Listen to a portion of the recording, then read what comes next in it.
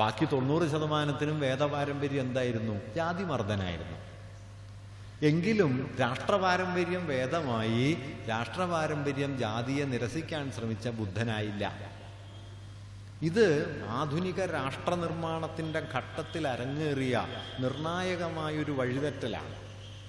ദേശീയ പ്രസ്ഥാനം, ഞാൻ കുറച്ച് സൂക്ഷ്മമായിട്ട് അതിലൊന്ന് ഒരു കാര്യം സൂചിപ്പിച്ചത് അവസാനിപ്പിക്കാം. ഇന്ത്യൻ ദേശീയ പ്രസ്ഥാനത്തിൻ്റെ മൗലികമായ സവിശേഷത എന്തായിരുന്നു എന്ന് വെച്ചാൽ, യൂറോപ്യൻ ദേശീയ പ്രസ്ഥാനങ്ങളിൽ നിന്നും യൂറോപ്യൻ ദേശീയതാ സങ്കല്പങ്ങളിൽ നിന്നും ഒക്കെ വ്യത്യസ്തമായ നിലയിൽ അത് വളരെ ഇൻക്ലൂസീവായിട്ടാണ് നിലകൊണ്ടത് എന്നതാണ്. ഒഴിച്ചു മാറ്റിക്കൊണ്ടല്ല, പ്രവർജകമായ നിലയിൽ ഇതര സംസ്കാരങ്ങളെ ഒഴിച്ചുകൊണ്ടല്ല, എല്ലാറ്റിനെയും ഉൾക്കൊണ്ടുകൊണ്ടാണ്. എങ്ങനെ? എല്ലാറ്റിനെയും ഉൾക്കൊള്ളുന്നതിന് ആധാരമായി ഇന്ത്യൻ ദേശീയതയുടെ രൂപീകരണ സന്ദർഭത്തിലുണ്ടായ പ്രവർത്തന തത്വം എന്താണ്? അത് സാമ്രാജ്യവിരുദ്ധ സമരമാണ്. സാമ്രാജ്യവിരുദ്ധതയാണ്, ബ്രിട്ടീഷ് വിരുദ്ധമായ സ്വാതന്ത്ര്യ സമരമാണ് വാസ്തവത്തിൽ ഇന്ത്യയിലെ മുഴുവൻ ആളുകളെയും ചേർത്ത് നിർത്തിയത്. അവർക്കിടയിലെ വൈവിധ്യങ്ങൾ ഇല്ലാതായില്ല, അവർക്കിടയിലെ വൈരുദ്ധ്യങ്ങൾ പോലും ഇല്ലാതായില്ല, വൈരുദ്ധ്യങ്ങളൊക്കെ നിലനിന്നു.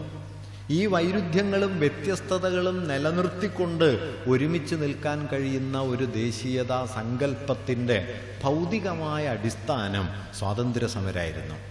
അതുകൊണ്ട് ഹിന്ദി ഒരു ഭാഗത്ത് അലയടിക്കുകയും ഹിന്ദി ദേശീയ ഭാഷയാകണമെന്ന് വാദിക്കുകയും ചെയ്ത സമയത്ത് തന്നെ ഹിന്ദിയെ കടന്നുകൂടാത്ത തമിഴ്നാട് ദേശീയ പ്രസ്ഥാനത്തിൻ്റെ പ്രധാന കേന്ദ്രമായി. ഇന്ത്യയാണ് ഏറ്റവും നല്ല രാജ്യമെന്ന് ഉത്തരഭാരതത്തിൽ മുഹമ്മദ് ഇക്ബാലിൻ്റെ വരികൾ പാടിക്കൊണ്ട് ആളുകൾ നടക്കുന്ന സമയത്ത് സാരേ ജഹാൻ സെ അച്ഛാ ഹിന്ദുസ്ഥാൻ ഹമാര എന്ന് പാടുന്ന സമയത്ത് തമിഴ്നാട്ടിൽ പാരുക്കുള്ളേ നല്ല നാട് എൻ ഭാരതനാട് എന്ന് മാറ്റിപ്പാടിക്കൊണ്ടാണ് ദേശീയവാദികൾ നിലനിന്നത്. ഒരു ഭാഷ പോലും സംസാരിച്ചില്ല, ഒരേ ഭാഷയിൽ മുദ്രാവാക്യം പോലും വിളിച്ചില്ല. നമ്മുടെ ഭരണഘടന അവതരിപ്പിച്ചുകൊണ്ട് നടത്തുന്ന പ്രസംഗത്തിൽ അംബേദ്കർ പറയുന്ന ഒരു വാക്യം ഇതാണ്: we are now creating a system where one man equals one value and one value equals one man equals one vote and one vote is equal to one value. But still we are far away from creating a system where one man equals one value. നമ്മളൊരു വ്യവസ്ഥ ഉണ്ടാക്കുന്നു, ഒരു മനുഷ്യന് ഒരോട്ടും, ഒരോട്ടിന് ഒരു മൂല്യവുമുള്ള ഒരു വ്യവസ്ഥ നമ്മൾ ഉണ്ടാക്കുന്നു. പക്ഷേ എല്ലാ മനുഷ്യർക്കും തുല്യ മൂല്യമുള്ള ഒരു വ്യവസ്ഥ ഉണ്ടാക്കുന്നതിൽ നിന്ന് നമ്മൾ എത്രയോ കാതം അകലെയാണ്. എന്താണ് അംബേദ്കറുടെ ജനാധിപത്യ സങ്കല്പം, അഥവാ എന്താണ് ഇന്ത്യൻ ദേശീയ പ്രസ്ഥാനത്തിൻ്റെ ജനാധിപത്യ സങ്കല്പം എന്നതിനുള്ള മൗലികമായ ഉത്തരം ഈ വാക്യമാണ്: where one man equals one value. എല്ലാ മനുഷ്യർക്കും തുല്യ മൂല്യം.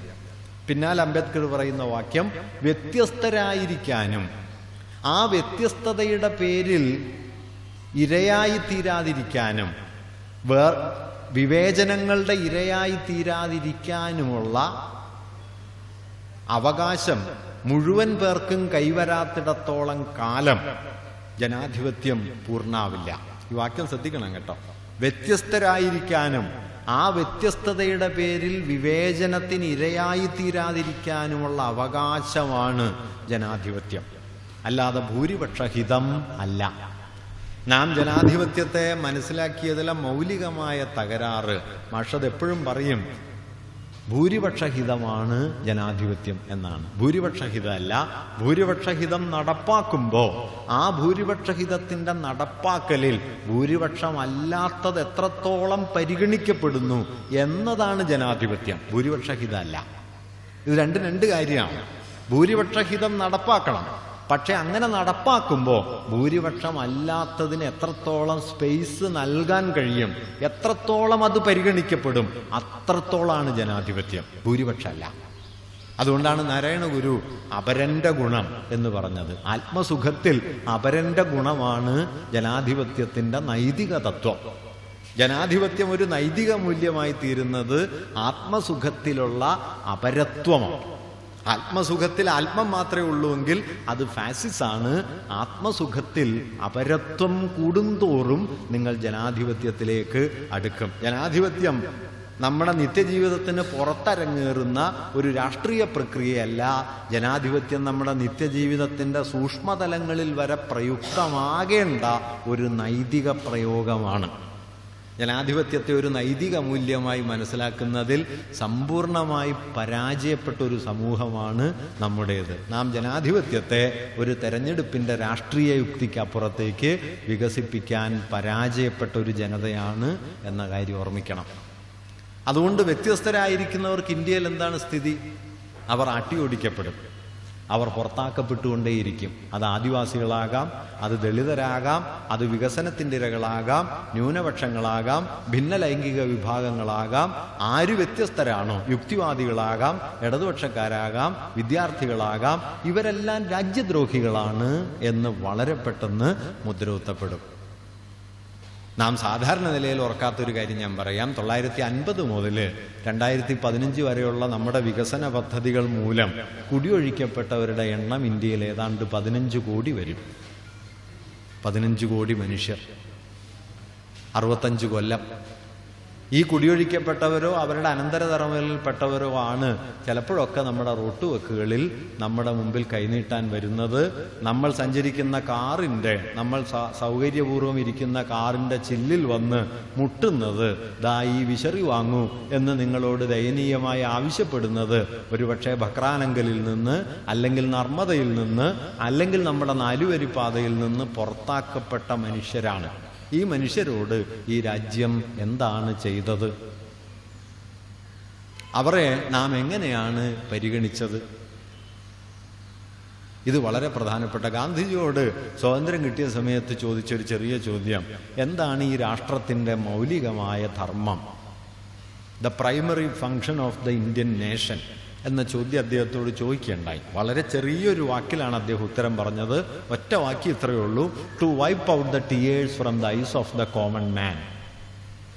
ദരിദ്രനായ മനുഷ്യന്റെ കണ്ണിൽ നിന്ന് കണ്ണീരൊപ്പുക എന്നതാണ്. ഈ രാജ്യം എന്തായി തീർന്നു എന്ന് ഇപ്പം നമുക്കറിയാലോ. കഴിഞ്ഞ 20 വർഷത്തിനിടയിൽ ആഗോളവൽക്കരണത്തിൻ്റെ ഫലമായി ഇന്ത്യയിൽ ആത്മഹത്യ ചെയ്ത കർഷകരുടെ എണ്ണം 3.5 ലക്ഷം കഴിഞ്ഞു. 3.5 ലക്ഷം പേർ ആത്മഹത്യ ചെയ്ത ഒരു രാജ്യത്താണ് നമ്മൾ ജീവിക്കുന്നത് എന്ന് ഇന്ത്യയിലെ 95% പേരും ഓർമ്മിക്കുക പോലും ചെയ്യാതിരിക്കുന്നു എന്നതാണ് നമ്മുടെ ജനാധിപത്യം ചെന്നുപെട്ട പ്രതിസന്ധിയുടെ ആഴം. സായിനാഥ് ഒരിക്കൽ പറയുന്നുണ്ട്, നിങ്ങൾ ഇന്ത്യയിലെ കാർഷിക പ്രതിസന്ധിയെക്കുറിച്ച് ഒരു വലിയ സമ്മേളനമോ സമരമോ പ്ലാൻ ചെയ്തിട്ട് പത്രസമ്മേളനം വിളിച്ചാൽ 10 പത്രക്കാർ വന്നാൽ നിങ്ങൾ ഭാഗ്യവാനാണ്. ലാക്മയുടെ ഫാഷൻ ഷോ ആണ് അനൗൺസ് ചെയ്യുന്നതെങ്കിൽ ബോംബെയിൽ 500 പത്രക്കാരെങ്കിലും അത് റിപ്പോർട്ട് ചെയ്യാൻ വരും. ഇതാണ് നമ്മുടെ രാജ്യം. ആരെയാണ് നാം പരിഗണിക്കുന്നത്?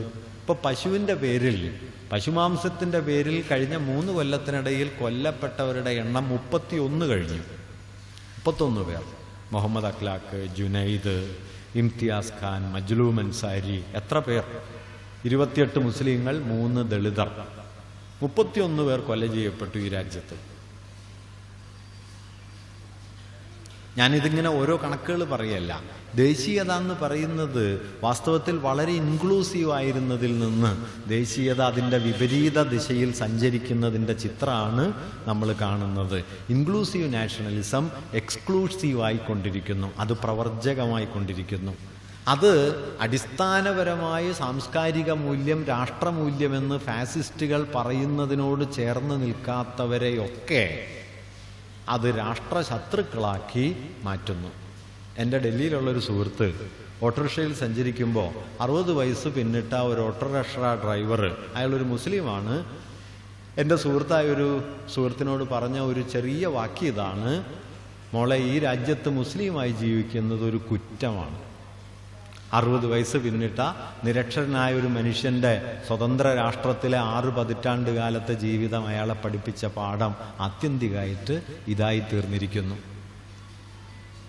ഇങ്ങനെയാണ് നമ്മുടെ രാഷ്ട്രം ഗൗരി ലങ്കേഷിൻ്റെ രാജ്യമായി തീർന്നത്. ഇത് ഗൗരി ലങ്കേഷിൽ നിന്ന് തുടങ്ങിയതല്ല എന്ന് നമുക്കറിയാം, അത് ഗാന്ധിജിയിൽ നിന്ന് തുടങ്ങിയതാണ്. അത് വിഭജനത്തിന് വേണ്ടിയുള്ള ഒരുക്കൂട്ടലുകളിൽ നിന്ന് തുടങ്ങിയതാണ്.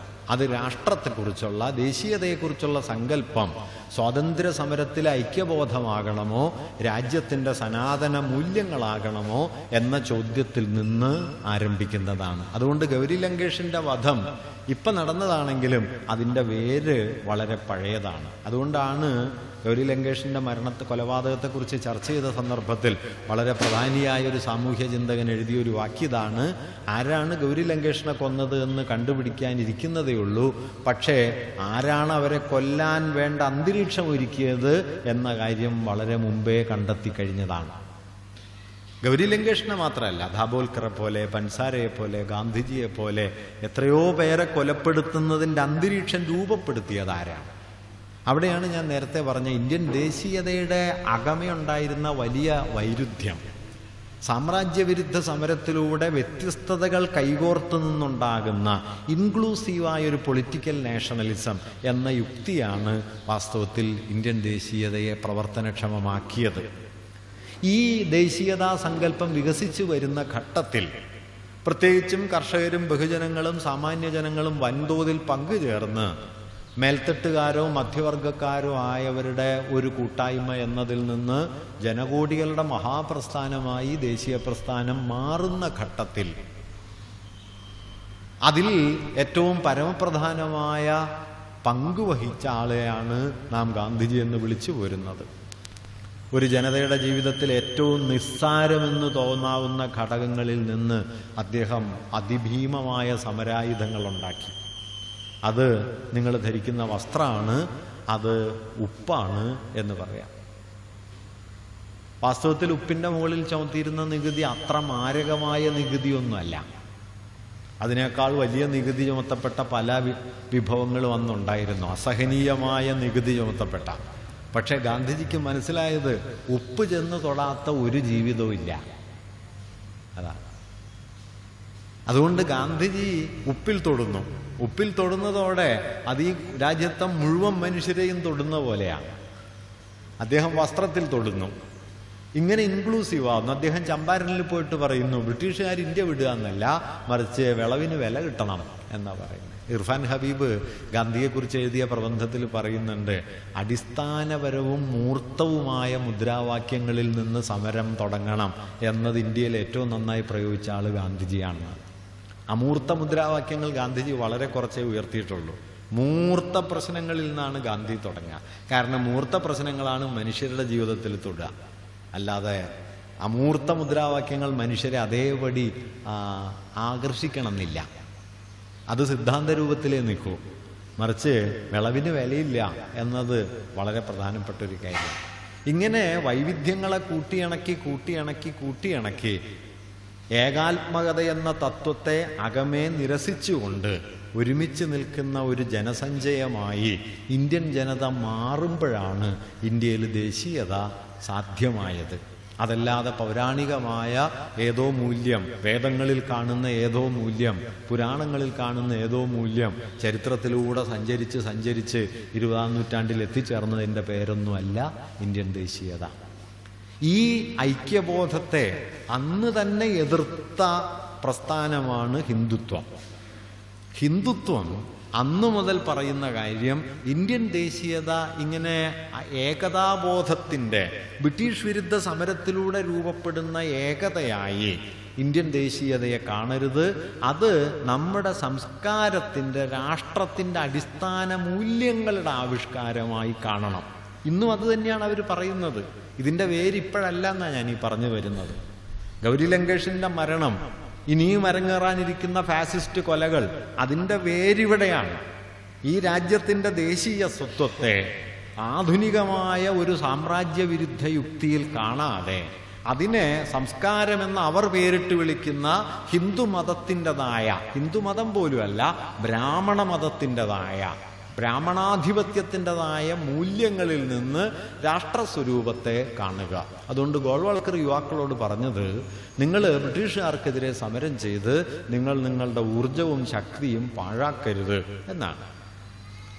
ഹിന്ദുത്വ എന്ന ആശയം രൂപപ്പെടുത്തിയ സവർക്കർ ജയിലിൽ നിന്ന് ബ്രിട്ടീഷ് ഗവൺമെൻറ് എഴുതിയ കത്തിൽ പറയുന്ന കാര്യം, നവോത്ഥാനത്തിൻ്റെ പരമരൂപമായ ബ്രിട്ടീഷ് ഗവൺമെൻറ് എന്നെ വിട്ടയക്കുകയാണെങ്കിൽ എൻ്റെ മാത്രമല്ല എൻ്റെ അനുയായികളായ 10,000-കണക്കിന് ആളുകളുടെ പിന്തുണയും ഈ ഭരണകൂടത്തിന് ഉറപ്പ് തരാൻ എനിക്ക് കഴിയും എന്നാണ്.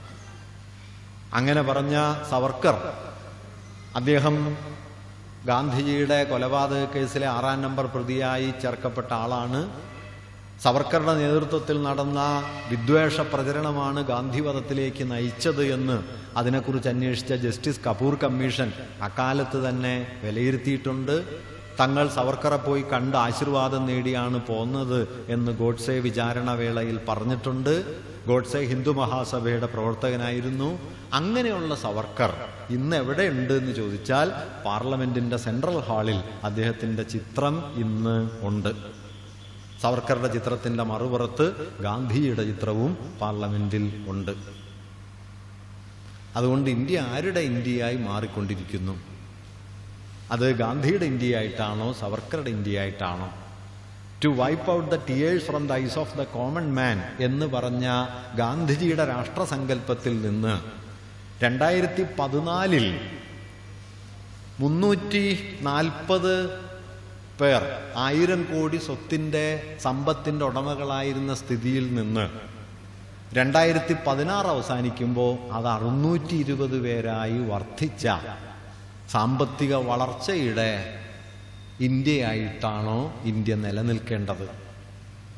അതിഭീമമായ വളർച്ചയാണ് കേട്ടോ. 1000 കോടി രൂപയുടെ സ്വത്തുള്ള ഇവരുടെ എണ്ണം 2014 അവസാനം 340 2016 അവസാനമാകുമ്പോൾ അത് 620. അമിത്ഷായുടെ മകന്റെ സ്വത്ത് മാത്രമല്ല വളരണത്, പലരുടെയും വളരുന്നു, ശരവേഗത്തിൽ വളരുന്നു. ഇന്ത്യക്കാർക്ക് എന്ത് സംഭവിക്കുന്നു?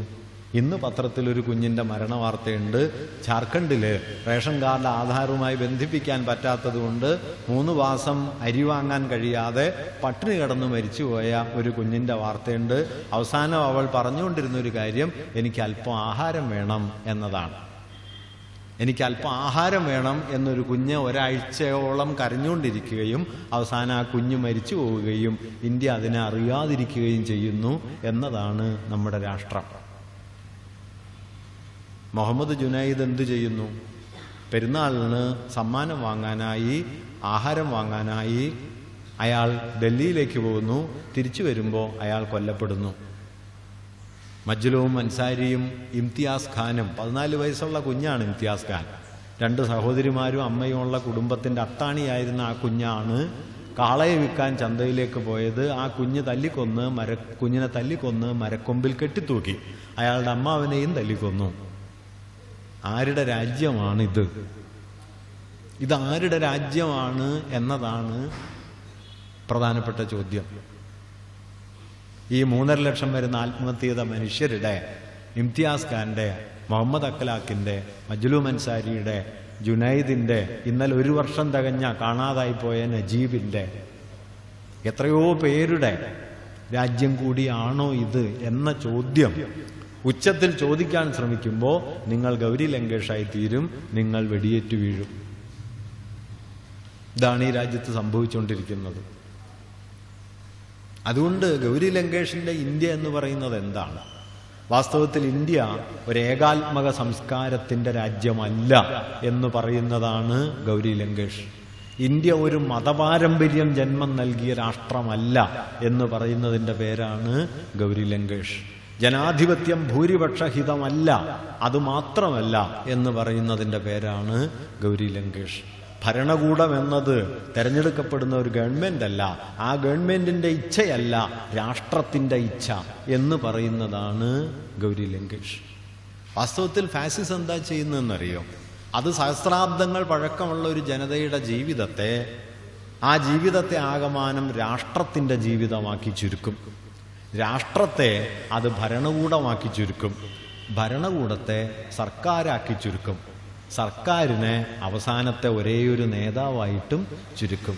അവസാനം ഒരൊറ്റ നേതാവാണ് ഈ രാഷ്ട്രം എന്ന് പറയുകയും ഈ രാജ്യം എന്ന് പറയുകയും നിങ്ങൾ നേതാവിനെ വിമർശിക്കുമ്പോൾ രാജ്യദ്രോഹിയായി തീരുകയും ചെയ്യും. വാസ്തവത്തിൽ ഇത് 4 കാര്യങ്ങളാണ് കേട്ടോ. ഈ രാജ്യത്തിൻ്റെ ദീർഘവിസ്തൃതമായ ചരിത്രമുണ്ടല്ലോ, അത് ഈ രാഷ്ട്രത്തിൻ്റെ ചരിത്രം മാത്രമല്ല.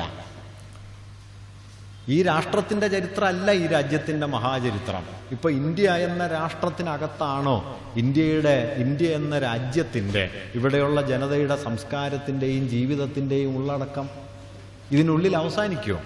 നിശ്ചയമായിട്ടും ഇല്ല.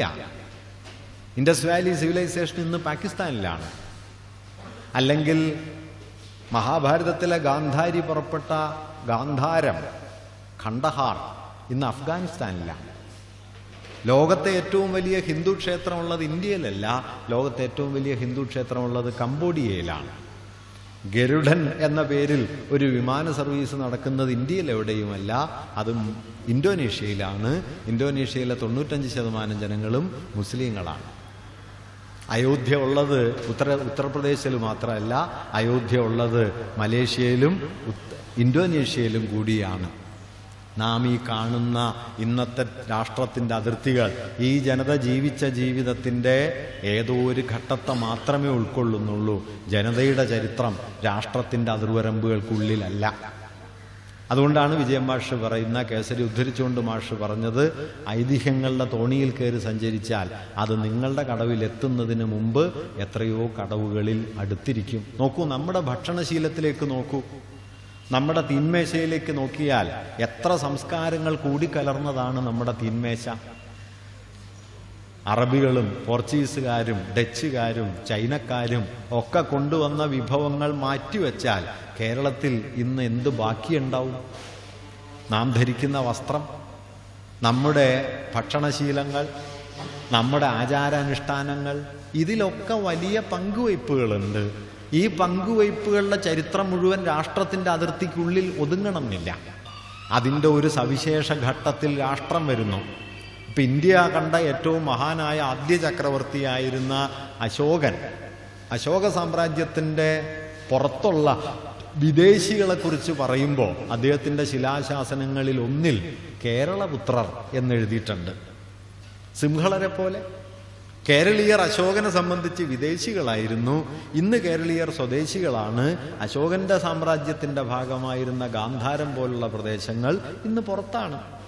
അതുകൊണ്ട് രാഷ്ട്രത്തിൻ്റെ ചരിത്രമല്ല രാജ്യത്തിൻ്റെ സംസ്കാര ചരിത്രം.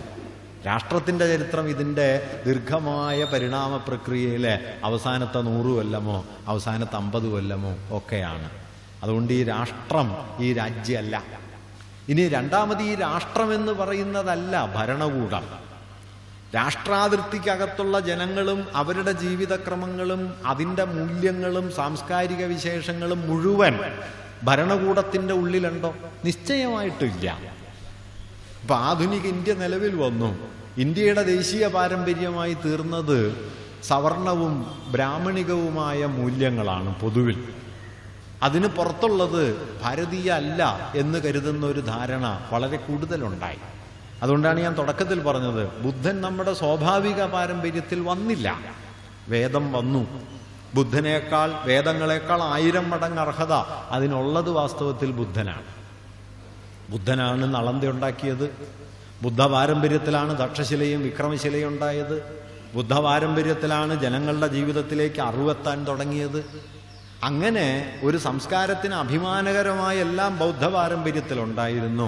പക്ഷെ ബുദ്ധനെ നമ്മൾ സാരനാഥിലെ ഒരു ചക്രവുമായി, ധർമ്മചക്ര സങ്കല്പമായി, 4 സിംഹത്തലകളായി അടയാളമായി എടുത്തു എന്നല്ലാതെ അനുഭവമാക്കി മാറ്റിയുണ്ടായില്ല. അനുഭവമായി തീർന്ന ബുദ്ധനല്ല, അടയാളമായി തീർന്ന ബുദ്ധനാണ് ആധുനിക രാഷ്ട്രത്തിലുണ്ടായത്. അതുകൊണ്ടൊരു രാഷ്ട്രം ആ രാജ്യത്തിൻ്റെ മുഴുവൻ സത്തയെയും ഉൾക്കൊള്ളുന്നുണ്ട് എന്ന് കരുതിക്കൂടാ. രണ്ടാമത്, ഈ രാഷ്ട്രത്തിൻ്റെ ആകത്തുകയാണ് സ്റ്റേറ്റ് എന്നും കരുതിക്കൂടാ. മൂന്നാമത്, ഈ സ്റ്റേറ്റ് അല്ല അതിനെ നയിക്കാൻ 5 കൊല്ലത്തേക്ക് തിരഞ്ഞെടുക്കപ്പെടുന്ന സർക്കാരുകൾ. അതുകൊണ്ട് രാജ്യം ഒന്നാണ്, സ്റ്റേറ്റ് വേറൊന്നാണ്, നേഷൻ വേറൊന്നാണ്, സ്റ്റേറ്റ് വേറൊന്നാണ്, ഗവൺമെൻറ് വേറൊന്നാണ്. ഇത് 4 കാര്യങ്ങളാണ്: രാജ്യം, രാഷ്ട്രം, ഭരണകൂടം, സർക്കാർ. ഫാസിസ്റ്റുകൾ ചെയ്യുക ഇത് 4 ഒന്നാണ് എന്ന് പറയും. ഇത് 4 ഒന്നാണെന്ന് പറയുന്നതോടെ നിങ്ങൾ സർക്കാരിനെതിരെ പറയുന്നത് നിങ്ങൾ രാജ്യത്തിനെതിരെ പറയുന്നതായിത്തീരും. ഗാന്ധിജി പറഞ്ഞൊരു വാക്യം ഇതായിരുന്നു, I am for Pakistan as for Hindustan എന്നായിരുന്നു. ഇന്ന് ആ വാക്യമൊന്നും നിങ്ങൾക്ക് പറയാൻ പറ്റില്ല ഈ രാജ്യത്ത്. നിങ്ങൾ പറഞ്ഞാൽ നിങ്ങൾ ജയിലിൽ പോകും. I am for Pakistan as for Hindustan. ഇന്ത്യക്ക് വേണ്ടി എത്രത്തോളമോ അത്ര തന്നെ പാകിസ്ഥാന് വേണ്ടി ഞാൻ നിലക്കൊള്ളും എന്ന് പറഞ്ഞ ഒരാളായിരുന്നു ഈ രാജ്യത്തെ രാഷ്ട്രപിതാവ് എന്ന് നാം ഓർമ്മിക്കുകയെന്നേയില്ല. അങ്ങനെ ഓർമ്മിപ്പിക്കാൻ ശ്രമിച്ചാൽ നിങ്ങൾ വെടിയേറ്റ് വീഴും. ഗാന്ധിജി വെടിയേറ്റ് വീഴുന്നുണ്ട്, ഗൗരി ലങ്കേഷും വെടിയേറ്റ് വീഴുന്നുണ്ട്, ഇനിയും ആളുകൾ വെടിയേറ്റ് വീഴാവുന്നതാണ്. കാരണം ഗാന്ധിജി പറഞ്ഞുകൊണ്ടിരുന്ന കാര്യം ഈ രാജ്യം എന്ന് പറയുന്നത് ഈ രാജ്യം മാത്രമല്ല എന്നാണ്.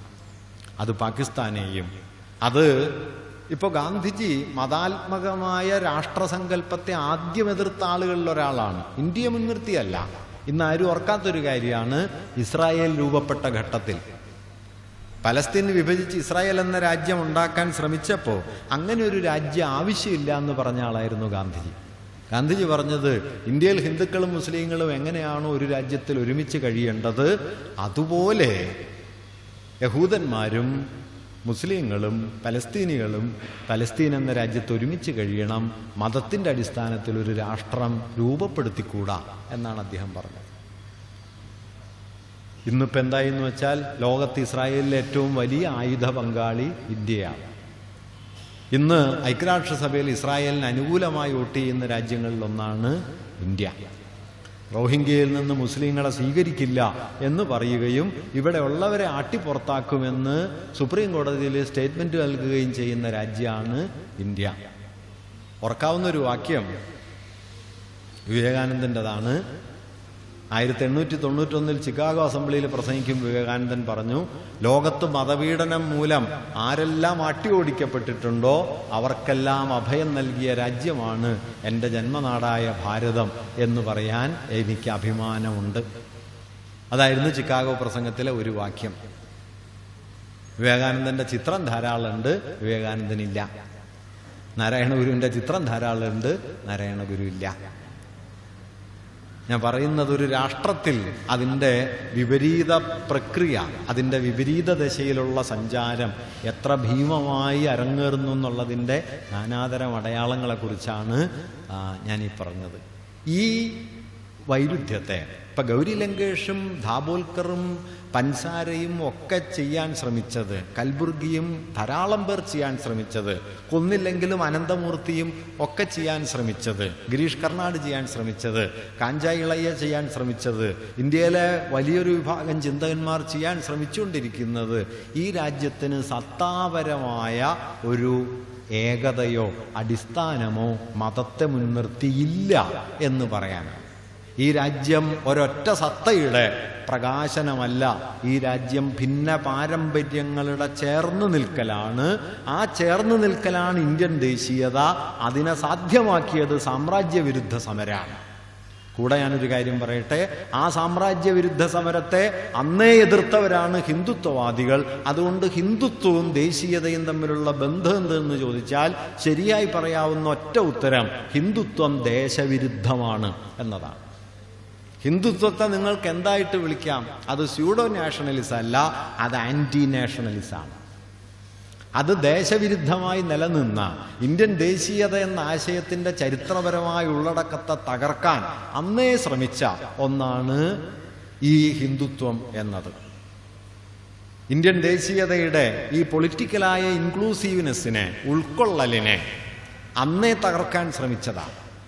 സ്വാതന്ത്ര്യപ്രാപ്തിക്ക് ശേഷം നമ്മുടെ ദേശീയതയുടെ ഉള്ളടക്കത്തിൽ ഈ പൊളിറ്റിക്കൽ ഇൻക്ലൂഷനെ കൾച്ചറൽ ഇൻക്ലൂഷനാക്കി മാറ്റിക്കൊണ്ട് മുന്നേറുന്നതിന് പകരം ബ്രാഹ്മണ്യത്തിൻ്റെ ഒരു തരത്തിലുള്ള യുക്തിയെ ഭരണകൂടപരമായ യുക്തിയാക്കി ട്രാൻസ്ലേറ്റ് ചെയ്യാനാണ് ഇന്ത്യൻ ഭരണകൂടം ശ്രമിച്ചത്. വാസ്തവത്തിൽ ഇന്ത്യൻ ദേശീയതയുടെ ചരിത്രം നോക്കിയാൽ 3 പടവുകൾ നമുക്ക് കാണാൻ പറ്റും. ഒന്ന്, ദേശീയ പ്രസ്ഥാനത്തിൻ്റെ ഘട്ടമാണ്. ബഹുജന പ്രസ്ഥാനമായി വികസിച്ചു വന്ന ഇന്ത്യൻ ദേശീയതയുടെ അവസാന ഘട്ടം എന്ന് പറയാം. അത് 1920 മുതൽ 50 വരെയുള്ള മുന്നേറ്റത്തിലൂടെ പൊളിറ്റിക്കൽ ഇൻക്ലൂഷനെ മുൻനിർത്തി വികസിച്ചു വന്ന ദേശീയതാബോധമാണ്. സ്വാതന്ത്ര്യപ്രാപ്തിക്ക് ശേഷം ഇത് ഭരണകൂട ദേശീയതയായി മാറി. സ്റ്റേറ്റ് നാഷണലിസം എന്നൊക്കെ വിളിക്കാവുന്ന ഭരണകൂടം ദേശീയതയെ നിർവചിക്കാൻ തുടങ്ങിയപ്പോൾ വന്ന ഒരു വൈരുദ്ധ്യം, ദേശീയ പ്രസ്ഥാനം ജന്മം നൽകിയ ഇൻക്ലൂഷനെ ഭരണകൂടം അതിൻ്റെ ദേശീയതാ യുക്തിയുടെ അടിസ്ഥാനമാക്കിയില്ല. പകരം ഭരണകൂടം ഒട്ടൊക്കെ ബ്രാഹ്മണികമായ മൂല്യത്തെ ദേശീയതാ മൂല്യമാക്കി മാറ്റി. അതുകൊണ്ട് കേരളീയത എന്താന്ന് ചോദിച്ചാൽ കഥകളി കേരളീയായിരിക്കും, മാപ്പിളപ്പാട്ട് കേരളീയാവില്ല. അല്ലെങ്കിൽ ഇന്ത്യൻ ദേശീയത എന്താണെന്ന് ചോദിച്ചാൽ ക്ലാസിക്കൽ നൃത്തം എന്താണെന്ന് ചോദിച്ചു കഴിഞ്ഞാൽ ഭരതനാട്യം ക്ലാസിക്കൽ നൃത്തമായിരിക്കും. ഭരതനാട്യത്തിനും അടിസ്ഥാനമായി 400 കൊല്ലം നിലനിന്ന സതിരാട്ടം ദേശീയാവില്ല. സതിരിൻ്റെ പാരമ്പര്യത്തിൽ നിന്ന് വന്ന ബാലസരസ്വതി ദേശീയ നർത്തകിയാകില്ല. സതിരാട്ടത്തെ പരിഷ്കരിച്ചെടുത്ത രുക്മിണി ദേവി അരണ്ടേൽ ദേശീയ നർത്തകിയാകും. ഇങ്ങനെ സൂക്ഷ്മതലങ്ങളിൽ അരങ്ങേറിയത് ഈ ദേശീയവൽക്കരണത്തിൻ്റെ 2ാം പടവിൽ ദേശീയതയുടെ ഇൻക്ലൂസീവ് ക്യാരക്ടറിനെ പുറത്താക്കുകയും ഭരണകൂട ദേശീയത എക്സ്ക്ലൂസീവായി മാറാൻ തുടങ്ങുകയും അത് നമ്മുടെ സാംസ്കാരിക രാഷ്ട്രസ്വത്വത്തെ അത് മതപരമായ സ്വത്വത്തിലേക്ക് ചുരുക്കാനായിട്ട് ശ്രമിക്കുകയും ചെയ്തു എന്നുള്ളതാണ്. 1990കളാകുമ്പോൾ നിയോ ലിബറലിസത്തിൻ്റെ വരവോടെ ഇന്ത്യൻ ദേശീയതയെ കൂട്ടിയിണക്കിയ പശയായി സംയോജക ശക്തിയായി നിലനിന്നിരുന്ന ആൻറ്റി ഇമ്പീരിയലിസം അവസാനിക്കുകയും ദേശീയതയെ നിർവചിക്കാൻ ജനങ്ങളെ കൂട്ടിയിണക്കുന്ന സംയോജക ശേഷിയാകാൻ സാമ്രാജ്യവിരുദ്ധത ഇല്ലാതായി തീരുകയും സാമ്രാജ്യവിരുദ്ധത പിൻവാങ്ങിയ ദേശീയതയുടെ സംയോജക സ്ഥാനത്തേക്ക് ഹിന്ദുത്വത്തിൻ്റെ സാംസ്കാരിക ദേശീയതാ യുക്തി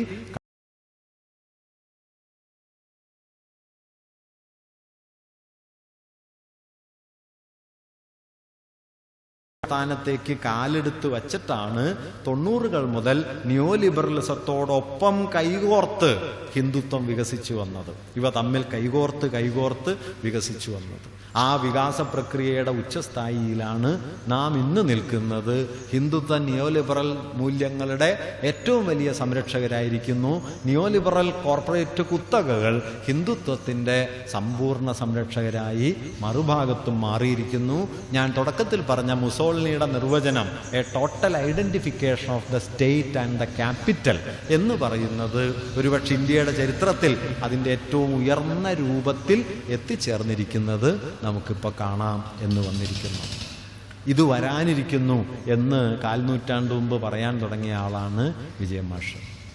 മാഷുടെ വലിയൊരു പ്രാധാന്യം അദ്ദേഹം ഈ ദേശീയതയുടെ അകമയുള്ള ആന്തരികമായ ഈ ഭീകരമായ ഹിംസാത്മക ശേഷിയെ തിരിച്ചറിയുകയും എങ്ങനെയാണ് അതൊരു ഫാസിസ്റ്റ് പൊട്ടൻഷ്യലായി മാറുക എന്നത് ഒരുപക്ഷെ ഇങ്ങനെ ഒരു സാധ്യതയെക്കുറിച്ച് ആരും കരുതാതിരുന്നൊരു കാലത്ത് പറഞ്ഞുകൊണ്ടിരിക്കുകയും ചെയ്ത ഒരാളായിരുന്നു അദ്ദേഹം. അതിനു മുമ്പും അത് പറഞ്ഞിരുന്നോ എന്ന് ചോദിച്ചാൽ ഉണ്ടാവണമെന്നില്ല. അദ്ദേഹം എല്ലാ കാലത്തും ഒരേ കാര്യം തന്നെ പറഞ്ഞുകൊണ്ടിരുന്ന ആളല്ല. അതുകൊണ്ട് ഇപ്പോൾ മാഷ് പുരോഗമന സാഹിത്യ പ്രസ്ഥാനം പാഴായിപ്പോയ ഒരു പ്രസ്ഥാനമാണെന്ന് എഴുതിയ ആളാണ്. ചിതയിലെ വെളിച്ചത്തിൽ ആ ലേഖനം ഇപ്പോഴും കാണാം. അദ്ദേഹം പിന്നെ പുരോഗമന സാഹിത്യ പ്രസ്ഥാനത്തിൻ്റെ പ്രസിഡൻ്റായി പ്രവർത്തിച്ച ആളും ആണ്. അതിനുള്ള ഉത്തരം എന്താണെന്ന് വെച്ചാൽ മാഷ് തന്നെ പറഞ്ഞൊരു വാക്യമാണ് അതിനുള്ള ഉത്തരം. ജീവിതത്തിൻ്റെ മുഖത്ത് നോക്കി സത്യം പറയാൻ ശ്രമിക്കുന്നവർക്ക് എപ്പോഴും പറഞ്ഞത് തന്നെ പറഞ്ഞുകൊണ്ടിരിക്കാൻ കഴിയില്ല. നിങ്ങൾ പറഞ്ഞു തന്നെ പറഞ്ഞുകൊണ്ടിരിക്കുന്നു എന്നുള്ളതിൻ്റെ അർത്ഥം നിങ്ങളുടെ ആദ്യത്തെ പ്രതിബദ്ധത നിങ്ങളുടെ വിശ്വാസത്തിൻ്റെ ദാർഢ്യത്തോടാണ്, ജീവിതത്തോടല്ല എന്നാണ്. മാഷ് ഗാന്ധിയെ സ്ഥിരമായിട്ട് ഉദ്ധരിക്കുകയായിരുന്നു. ഞാൻ പറയുന്നതിൽ പല നിലപാടുകളുണ്ടെങ്കിൽ ഒടുവിൽ പറഞ്ഞ നിലപാടേ എൻ്റെ നിലപാടായിട്ട് എടുക്കാവൂ എന്ന് ഗാന്ധിജി പറയുന്നുണ്ട്. അതിൻ്റെ അർത്ഥം അവസാനം പറഞ്ഞ നിലപാടും എടുക്കണ്ടെന്ന് കേട്ടോ. കാരണം 5 കൊല്ലം കഴിഞ്ഞാൽ ഗാന്ധിജിക്ക് ചിലപ്പോൾ വീണ്ടും നിലപാട് മാറ്റേണ്ടി വരും. മതമില്ലാത്ത രാഷ്ട്രീയം അധാർമികമാണ് എന്ന് 30കളിൽ വരെ പറഞ്ഞുകൊണ്ടിരുന്ന ഗാന്ധിജി 1948 ജനുവരി മാസത്തിൽ കൽക്കട്ടയിൽ ചേർന്ന സമ്മേളനത്തിൽ പറയുന്ന ഒരു വാക്യം, ഒരൊറ്റ രാജ്യത്തെ ദിവസം ഞാൻ ഈ രാജ്യത്തിൻ്റെ പരമാധികാരിയായി തീർന്നാൽ ഞാൻ ചെയ്യുന്ന ഒരേയൊരു കാര്യം, ആദ്യത്തെ കാര്യം രാഷ്ട്രീയത്തെയും മതത്തെയും സമ്പൂർണമായി വേർപെടുത്തലായിരിക്കും എന്നാണ്. ഇതിനിടയിൽ 18 കൊല്ലമേ ഉള്ളൂ. ഈ 18 കൊല്ലം ഗാന്ധിയെ പഠിപ്പിച്ച പാടാണ് ഈ ആദ്യത്തെ പ്രസ്താവനയിൽ നിന്ന് 2ാമത്തെ പ്രസ്താവനയിലേക്ക് ഗാന്ധിജിയെ കൊണ്ടുപോയത്. ഞാൻ പറയുന്നത് അതുകൊണ്ട് നമുക്ക് ഇന്ന് മാഷെ ഓർക്കുന്ന സമയത്ത്, ഗാന്ധിജി ഓർക്കുന്ന സമയത്ത്, ദേശീയ പ്രസ്ഥാനത്തെ ഓർക്കുന്ന സമയത്ത്, ദേശീയതയുടെ സമരോത്സുകമായ പാരമ്പര്യത്തെ ഓർക്കുന്ന സമയത്ത് നമുക്ക് ഓർക്കാനുള്ള, അതിൽ നിന്ന് ഓർത്തെടുക്കാനുള്ള ഏറ്റവും പ്രധാനപ്പെട്ട കാര്യം നമുക്കിടയിലെ ഭിന്നതകളല്ല, നമുക്കിടയിലെ ചേർച്ചകളെയാണ് നാം ഉയർത്തിപ്പിടിക്കേണ്ടത് എന്നതാണ്. നിർഭാഗ്യവശാൽ ഭിന്നതകളെ ഉയർത്തിപ്പിടിക്കാനും ചേർച്ചകളെക്കാൾ എത്രയോ ചെറുതായിരിക്കുമ്പോഴും ഭിന്നതകളാണ് ചേർച്ചകളെക്കാൾ പരമപ്രധാനമെന്ന് തെറ്റിദ്ധരിക്കാനും പരിശീലിച്ചിട്ടാണ് നാം ജീവിച്ചുകൊണ്ടിരിക്കുന്നത്. നോക്കൂ, മനുഷ്യർക്കിടയിൽ 100% പൊരുത്തമുണ്ടാവുക സാധ്യമല്ല എന്ന് മാത്രമല്ല, അങ്ങനെ ഉണ്ടാവണമെന്ന കാര്യമില്ല എന്നുകൂടി കരുതുന്ന ഒരാളാണ് ഞാൻ. നമ്മളെല്ലാം 100% പരസ്പര പൊരുത്തത്തോടെ അഭിപ്രായ ഭേദങ്ങളില്ലാതെ ജീവിക്കേണ്ട ഒരു കാര്യവുമില്ല എന്നാണ് ഞാൻ കരുതുന്നത്. അഭിപ്രായ ഭേദങ്ങൾ ഉണ്ടാവുകയും ഭിന്നതകൾ ഉണ്ടാവുകയും ഈ ഭിന്നതകൾക്കുള്ളിൽ ഒരുമിച്ച് നിൽക്കാൻ കഴിയുകയും ചെയ്യുന്നതിൻ്റെ പേരാണ് ജനാധിപത്യം. ഞാൻ ആദ്യം പറഞ്ഞ അംബേദ്കറുടെ വാക്യം ഇവിടെയും സംഗതമാണ്. വ്യത്യസ്തരായിരിക്കാനും ആ വ്യത്യസ്തതകളുടെ പേരിൽ വിവേചനത്തിന് ഇരയാകാതിരിക്കാനും കഴിയുമ്പോൾ മാത്രമേ ജനാധിപത്യം സാക്ഷാത്കരിക്കപ്പെടൂ. അത് ഇന്നൊരു കേവല ആദർശം എന്ന നിലയിലല്ല സംഗതമായിരിക്കുന്നത്. നമ്മുടെ രാഷ്ട്രത്തെ വിഴുങ്ങിക്കൊണ്ടിരിക്കുന്ന അതിഭീമമായ ഫാസിസ്റ്റ് ഭീഷണിക്കെതിരെയുള്ള ഇന്ത്യൻ ജനാധിപത്യത്തിൻ്റെ, ദേശീയ പ്രസ്ഥാനത്തിൻ്റെ മർമ്മസ്പർശിയായ ആശയമായി നിങ്ങൾ ഈ അംബേദ്കറുടെ വാക്യത്തെ എടുക്കണം എന്നാണ് ഞാൻ പറയുന്നത്. വ്യത്യസ്തരായിരിക്കാൻ, അത് എനിക്ക് വ്യത്യസ്തമായിരിക്കാൻ മാത്രമല്ല, എന്നിൽ നിന്ന് നിങ്ങൾക്ക് വ്യത്യസ്തമായിരിക്കാൻ. നമ്മളുടെ ജനാധിപത്യ ബോധത്തിൻ്റെ ഒരു വലിയ തകരാറ് എന്താണെന്ന് വെച്ച് കഴിഞ്ഞാൽ, എനിക്ക് നിങ്ങളോട് വിയോജിക്കണം, അതിനുള്ള അധികാരമുണ്ട്, പക്ഷെ നിങ്ങൾക്ക് എന്നോട് വിയോജിക്കാൻ അധികാരമില്ല. നമ്മൾ പലപ്പോഴും ജനാധിപത്യത്തെ കാണുന്നത് നിങ്ങളെ വിമർശിക്കാനുള്ള എൻ്റെ സ്വാതന്ത്ര്യത്തിൻ്റെ പേരാണ് ജനാധിപത്യം, എന്നെ വിമർശിക്കാനുള്ള നിങ്ങളുടെ സ്വാതന്ത്ര്യത്തിൻ്റെ പേരല്ല എന്നാണ്. പണ്ട് ബസവണ്ണയ്യ പറഞ്ഞതായിട്ട് പറഞ്ഞേക്കുന്ന ഒരു വാക്യം എന്താണെന്ന് വെച്ചാൽ, I will self criticise you എന്നാണ്. ഞാൻ നിന്നെ സ്വയം വിമർശനത്തിന് വിധേയമാക്കും എന്നാണ്. സ്വയം വിമർശനം തന്നെ അവനവനോടല്ല, ബാക്കിയുള്ളവരോടാണ്. ഇത് ജനാധിപത്യത്തിൻ്റെ യുക്തിയല്ല. ജനാധിപത്യത്തിൻ്റെ യുക്തി നിങ്ങൾ അടിസ്ഥാന മൂല്യങ്ങളിൽ ഒരുമിച്ച് നിൽക്കുക. ജനാധിപത്യം, മതനിരപേക്ഷത, സാമൂഹിക നീതി, സ്വാതന്ത്ര്യം. ബാക്കിയുള്ള ഭിന്ന കാര്യങ്ങളിൽ നിങ്ങൾ തർക്കിക്കുക. നോക്കൂ, ഈ തർക്കങ്ങളെക്കാളൊക്കെ പ്രധാനപ്പെട്ട കാര്യമാണ് നമ്മെ ചേർത്ത് നിർത്താവുന്ന ഈ മൂല്യങ്ങൾ. നിങ്ങൾ ഉയർത്തി കാണിക്കുന്ന 1000 തർക്കങ്ങളുണ്ടല്ലോ, ആ തർക്കങ്ങളെക്കാൾ പ്രാധാന്യമുണ്ട് ഈ ഒരൊറ്റ മൂല്യത്തിന് എന്ന് തിരിച്ചറിയാനുള്ള വിവേകം വാസ്തവത്തിൽ ചരിത്രം നമ്മളോട് ആവശ്യപ്പെടുന്നുണ്ട്. ആ വിവേകം നാം ഉയർത്തിപ്പിടിച്ചില്ലെങ്കിൽ നിശ്ചയമായും നാം കാലത്തിന് വലിയ വില കൊടുത്തേ മുന്നോട്ട് നീങ്ങാൻ പറ്റൂ. കാരണം ഇതൊരു താർക്കിക പ്രശ്നമല്ല, ഇതൊരു താത്വിക പ്രശ്നമല്ല. ഒരുപക്ഷെ 7 പതിറ്റാണ്ടുകൊണ്ട് രൂപപ്പെട്ട ഒരു ദേശീയതയുടെ, ജനാധിപത്യത്തിൻ്റെ അവസാനത്തെ സമരമുഖത്തിലേക്ക് എത്തുന്നൊരു ഘട്ടത്തിലാണ് ഈ രാജ്യമെന്ന തിരിച്ചറിവ് നാം ഒക്കെയും പങ്കുവെക്കേണ്ടതാണ്. ഒരുപക്ഷെ അവസാനത്തെ സമരമുഖത്തിലേക്കാണ് നാം നീങ്ങുന്നത് എന്ന തിരിച്ചറിവ് പ്രധാനമാണ്. ഇത് പാർലമെന്ററി ഐക്യം എന്നർത്ഥത്തിലൊന്നുമല്ല ഞാൻ പറയുന്നത്. അതൊക്കെ വളരെ അപ്രധാനമായ കാര്യങ്ങളാണ്. പാർലമെന്ററി ഐക്യത്തിൻ്റെയോ ഒത്തുചേരലിൻ്റെയോ കാര്യങ്ങൾ വളരെ പിന്നീടുള്ള കാര്യങ്ങളാണ്.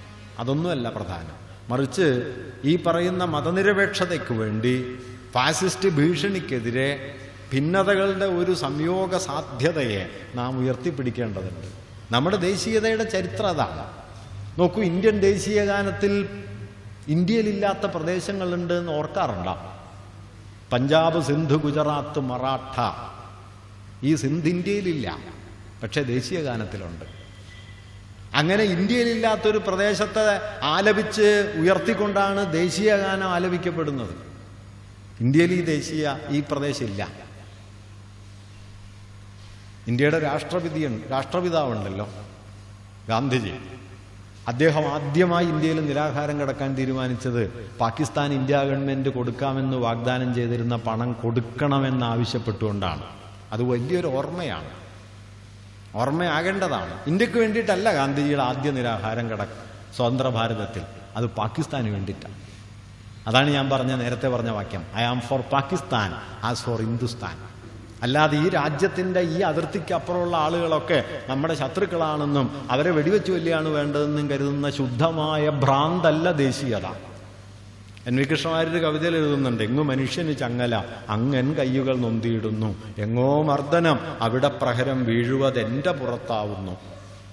ഇന്ന് ആഫ്രിക്ക ഇതൻ നാട് അവളുടെ ദുഃഖത്താലേ കരയുന്നു ഞാൻ. കിഴരിയൂർ ബോംബ് കേസിലെ പ്രതിയായിരുന്നു NV കൃഷ്ണവാര്യർ. പക്ഷെ ആഫ്രിക്കയാണ് എൻ്റെ രാജ്യം എന്ന് കരുതാനായിട്ട് NVക്ക് ഒരു പ്രയാസം ഉണ്ടായിട്ടില്ല. പാകിസ്ഥാൻ തൻ്റെ കൂടി രാജ്യമാണെന്ന് കരുതാൻ ഗാന്ധിജിക്ക് പ്രയാസം ഉണ്ടായിട്ടില്ല. ഈ രാജ്യത്തെ താൻ ഒരിക്കലും കണ്ടിട്ടില്ലാത്ത അവസാനത്തെ മനുഷ്യന്റെ കണ്ണീര് തുടയ്ക്കലാണ് ഈ രാഷ്ട്രത്തിന്റെ ആദ്യ ദൗത്യം എന്ന് കരുതാനായിട്ട് ദേശീയ പ്രസ്ഥാന കാലത്ത് മനുഷ്യർക്ക് പ്രയാസം ഉണ്ടായിട്ടില്ല.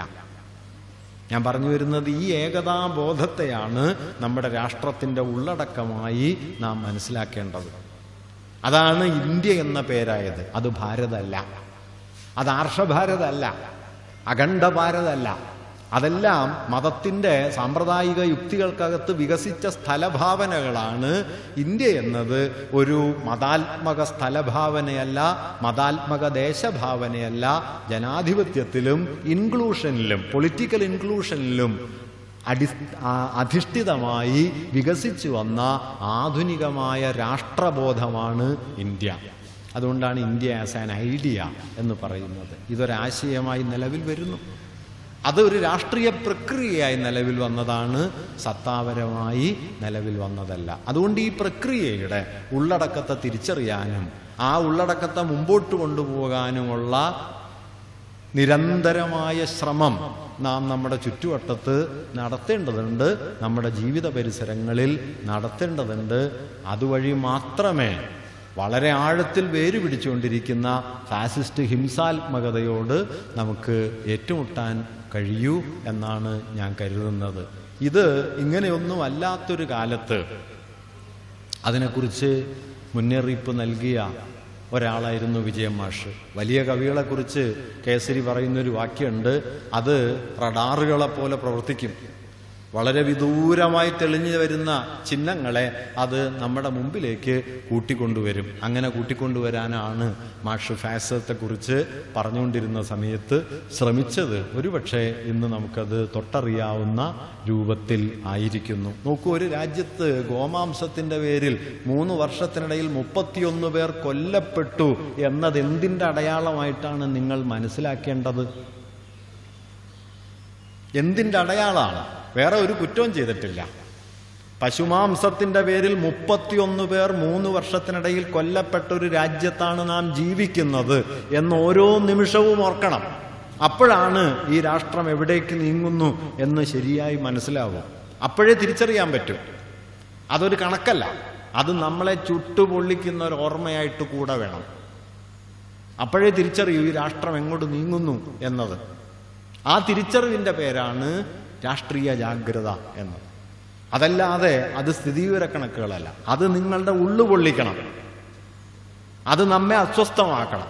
ഈ അസ്വാസ്ഥ്യം നമ്മുടെ രാഷ്ട്രീയ ബോധ്യത്തിലേക്ക് പരിഭാഷപ്പെടണം. അതിനുള്ള ഏറ്റവും വലിയ പ്രേരണകളിൽ ഒന്നായി പ്രവർത്തിക്കുന്ന ഒരോർമ്മയാണ് വിജയൻ മാഷുടേത് എന്നാണ് ഞാൻ കരുതുന്നത്. നാം ഒരാളെ പല കാരണങ്ങൾ കൊണ്ട് ഓർക്കും. നമ്മളുമായി പുലർത്തിയിരുന്ന സ്നേഹ സൗഹൃദങ്ങളുടെ പേരിൽ ഓർക്കാം, നമ്മുടെ കൂട്ടായ്മയിൽ അദ്ദേഹം ഉണ്ടായിരുന്നു എന്നുള്ളതിൻ്റെ പേരിൽ ഓർക്കാം, അദ്ദേഹം നമുക്ക് പകർന്നു തന്ന ആഹ്ലാദങ്ങളുടെ പേരിൽ ഓർക്കാം, അതിൻ്റെ മിച്ചമൂല്യങ്ങളുടെ പേരിൽ ഓർക്കാം. ഞാൻ കരുതുന്നത് അതിനേക്കാളൊക്കെ പ്രധാനപ്പെട്ട ഓർമ്മ അത് അവശേഷിപ്പിച്ചു പോയ മൂല്യങ്ങളെ നമ്മുടെ കാലത്തിൽ പ്രവർത്തനക്ഷമമാക്കാൻ എന്ത് ചെയ്യാം എന്നതിനെക്കുറിച്ചുള്ള പ്രേരണാശക്തി എന്ന നിലയിലുള്ള ഒരോർമ്മയാണ് ഏറ്റവും ഫലപ്രദമായ ഓർമ്മ. മാഷ് പലപ്പോഴും പറയുന്നൊരു വാക്യമുണ്ട്, a step backward is a step to our emotional arena. പുറകോട്ട് വയ്ക്കുന്നൊരു ചുവട് നമ്മുടെ വൈകാരിക സ്രോതസ്സിലേക്കുള്ള ഒരു ചുവടായി തീരുകയും അവിടെ നിന്ന് നാം മുമ്പോട്ട് കുതിച്ച് ചാടുകയും ചെയ്യും എന്ന് അദ്ദേഹം പറയുന്നുണ്ട്. മാഷ്ടെ ഓർമ്മ വാസ്തവത്തിൽ ഇങ്ങനെ വൈകാരികമായ ഒരു മൂല്യത്തിലേക്കുള്ള ചുവടുവയ്പായി മാറുകയും ഈ കാലത്തെ നേരിടാനുള്ള നീതിബോധത്തെ ഉയർത്തിപ്പിടിക്കാനുള്ള വലിയ പ്രേരണകളിലൊന്നായി നാം അതിനെ മാറ്റി തീർക്കുകയും ചെയ്യേണ്ടതുണ്ട് എന്നാണ് പ്രധാനപ്പെട്ട ഒരു കാര്യമായിട്ട് ഞാൻ കരുതുന്നത്. ഭിന്നതകളില്ലാതാകുന്ന ഒരേക ലോകം, സാർവലോത്രികമായ ഒറ്റ ആശയം മാത്രം നിറയുന്ന ലോകം, എനിക്ക് സംശയമൊന്നുമില്ല അത്തരം ഒരു ലോകം ഫാസിസ്റ്റ് ലോകമാണ്. ഭിന്നതകളെല്ലാം ഇല്ലാതാവുകയല്ല, ഭിന്നതകൾക്ക് തുല്യത കൈവരികയാണ് ജനാധിപത്യം. അതുകൊണ്ട് ഭിന്നതകൾക്ക് തുല്യത കൈവരുന്ന, ഭിന്നതകളില്ലാതാവാത്ത ഒരു ലോകത്തെയാണ് ജനാധിപത്യത്തിൻ്റെ നീതിപൂർണമായ നിലനിൽപ്പിൻ്റെ ലോകമായി നാം മനസ്സിലാക്കേണ്ടത് എന്നുകൂടി സൂചിപ്പിക്കാൻ ഞാൻ ആഗ്രഹിക്കുന്നു. മാഷ്ടെ ഓർമ്മകൾക്ക് മുമ്പിൽ ആദരാഞ്ജലികൾ അർപ്പിക്കുന്നു. രക്തസാക്ഷിത്വം വരിച്ച ഗൗരി ലങ്കേഷിന് മാത്രമല്ല, എത്രയോ പേർക്ക് നാം ഇന്ന് ഓർമ്മകൾ കൊണ്ട് നമ്മുടെ ആദരാഞ്ജലികൾ അർപ്പിക്കേണ്ടതുണ്ട്. അവരെല്ലാം ഓർമ്മിക്കുന്നു. നിങ്ങൾക്ക് ഏവർക്കും നമസ്കാരം.